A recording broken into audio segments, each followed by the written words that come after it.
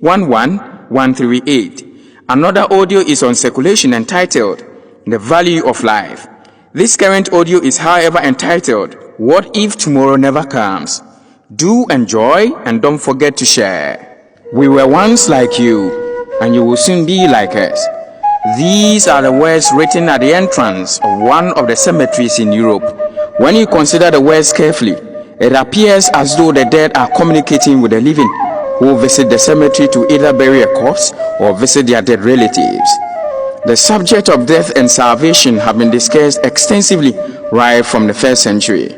This audio seeks not to address the same problem, but to look at another gaping hole with respect to death. I once chanced on a post on Facebook, and I think it's worth sharing. This is what it says. The house where I lived was about to be seized just because I could not pay the rent. I posted my situation on Facebook and WhatsApp looking for help, but all I could get were 2 likes and 0 comments. So I sent 250 messages to my contact list requesting for a loan of 500 Ghana cedis. Unfortunately, only 10 people responded. 6 out of the 10 people said they could not help me, and only 1 out of the 4 who promised to help me gave me some money. The other 3 people gave me no excuse and never took my calls. In the end, I was ejected. I did not have a place to sleep. I walked in the dark looking for options, and unfortunately, a thief stole my empty wallet with my identity card. In his haste to get away from me, he crossed the road without looking. He was badly hit by a car on high speed without his body being identified.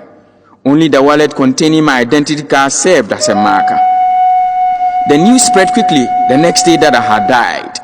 628 people posted on my Facebook wall how they knew me and how kind I was. A committee was formed by my supposed faithful friends who raised 9,000 Ghana cedis to feed people at my funeral.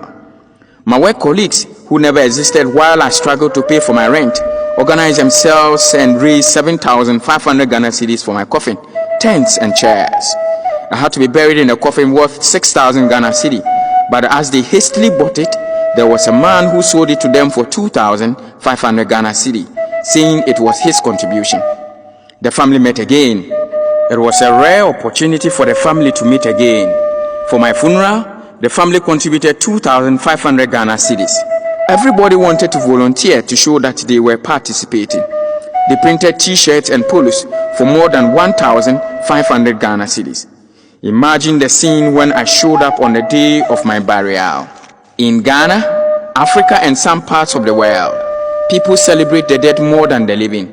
In the illustration above, the same man who could not raise only 500 Ghana cedi for his rent while alive could raise a whopping 29,000 Ghana cedi while he was deemed dead. If we have the opportunity to help, why would we rather help the dead instead of the living? Every minute someone leaves this world behind, we are all in line without realizing it. We never know how many people are before us. We cannot step out of the line. We cannot avoid the line.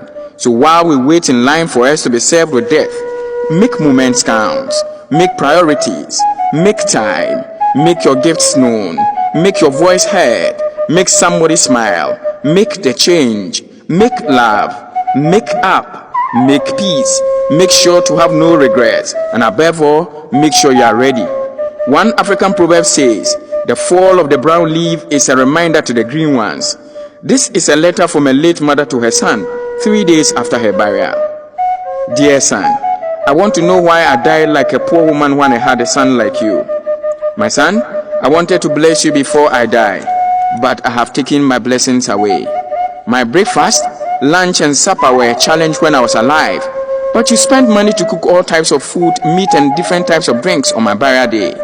Son, you chose to spread and rub my body with costly fragrance when I was using granite oil as my cream. You dressed my corpse with expensive clothes, while my clothes were in shreds and tatters while I was alive.